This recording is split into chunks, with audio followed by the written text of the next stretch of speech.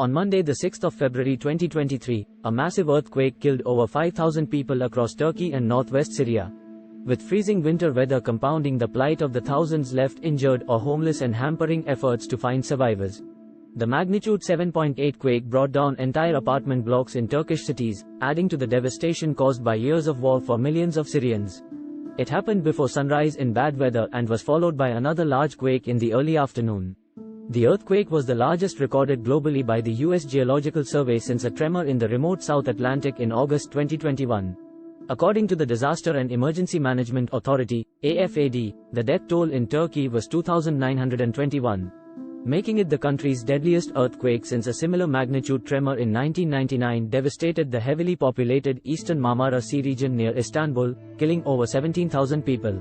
Poor internet connections and damaged roads between some of Turkey's worst affected cities in the south, which are home to millions of people, hampered efforts to assess and address the impact.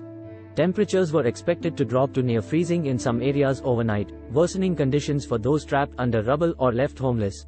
In the Turkish city of Iskenderun, rescuers searched for survivors by climbing an enormous pile of debris that was once part of a state hospital's intensive care unit.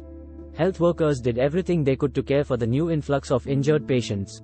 Turkish President Tayyip Erdogan, who is preparing for a difficult election in May, called the earthquake a historic disaster and the worst to hit the country since 1939. Everyone is putting their heart and soul into efforts, despite the fact that the winter season, cold weather, and the earthquake occurring during the night make things more difficult. The Turkish president said.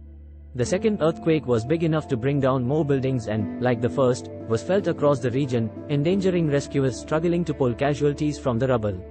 In Syria, which has already been devastated by more than 11 years of civil war, the health ministry reported 711 deaths. 733 people were killed in Syria's rebel-held northwest, according to emergency workers.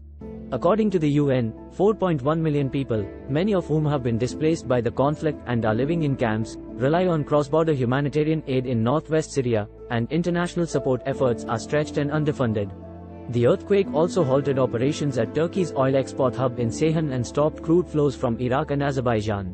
Turkey's lira hit a record low of 18.85 in early trade and the country's stocks tumbled around 5%, although both paired losses later with the currency ending the day flat and equity indexes closing 1.3% 2.2% lower.